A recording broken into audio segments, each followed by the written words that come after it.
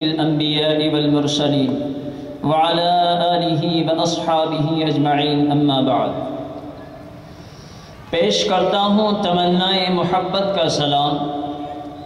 پیش کرتا ہوں تمنائے محبت کا سلام، اپنے احباب کو دیتا ہوں مسرت کا پیام۔ سب سے پہلے حمد و ثنا کے پھول اس رب ذوالجلال کی بارگاہ میں نچھاور کرتے ہیں جس نے انسان کو احسن التقویت کے سانچے میں ڈھالا، پھر اس کو معلم یعلم کی تعلیم سے آراستہ کیا۔ عقیدت کا و محبت کا گلدستہ پیش کرتے ہیں اس محبوب رب ذوالجلال کی خدمت میں جس کو رحمان و رحیم نے رحمت للعالمین بنا کر مبعوث فرمایا۔ محترم حضرات، آج جو ہم یہاں جمع ہوئے ہیں یہ مدرسہ عربیہ ترتیل القرآن احمد علی کالونی نرنگل روڈ دیگلور کا 19واں عظیم الشان جلسہ دستار بندی حفاظ اکرام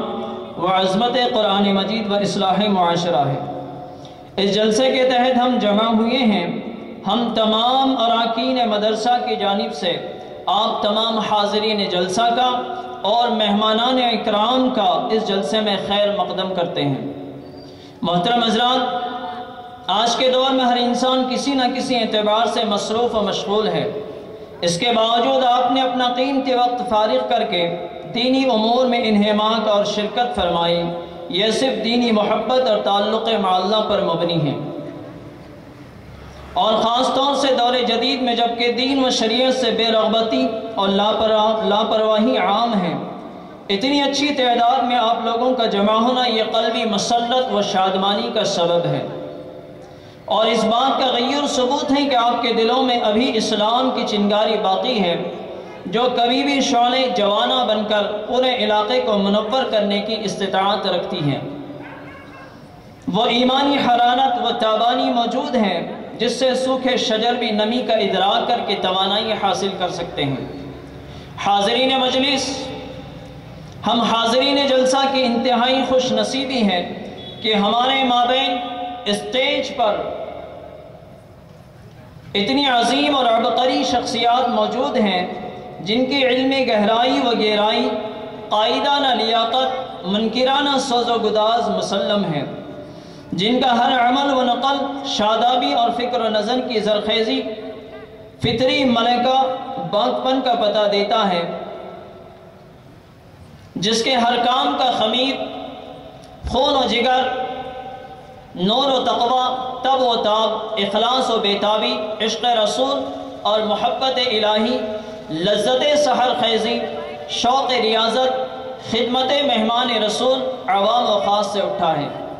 یقیناً جب ہماری نگاہیں ان عظیم ہستیوں کی طرف اٹھتی ہیں تو ہمارے قلوب فرحت و شادمانی کے جذبے سے لبریز اور ہمارے چہرے بشاشت سے چمک اٹھتے ہیں۔ ہم حاضرین جلسہ کی جبین نیاز پر تازگی اور تابندگی کے لکیریں جگمگا رہی ہیں، اور کسی چہرے پہ یہ ٹمٹماہٹ کیف آور سرور کا پتہ دیتی ہے۔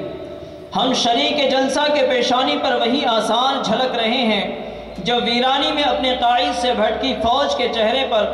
اس وقت نمایاں ہوتی ہیں جب اس کا قائد مل جاتا ہے۔ یہ سب اس لیے ہے کہ آپ نے ہماری آواز کو شرف قبولیت سے نوازتے ہوئے ہمارے اس اجلاس کے حسن کو دوبالا کر دیا۔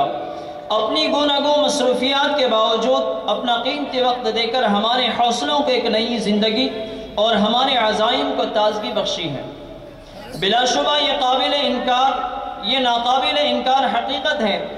آج اگر ہم پھول ہیں تو اس کی خوشبو آپ ہیں، ہم اگر تاریکی ہیں تو اس کے حسین جگنو آپ ہیں، ہم اگر بلبل ہیں تو اس کی چہک آپ ہیں۔ ہمیں یہ بات کہنے میں تردد نہیں کہ آج اگر ہم اس اجلاس میں کامیاب ہیں تو اس کی ضمانت آپ ہیں۔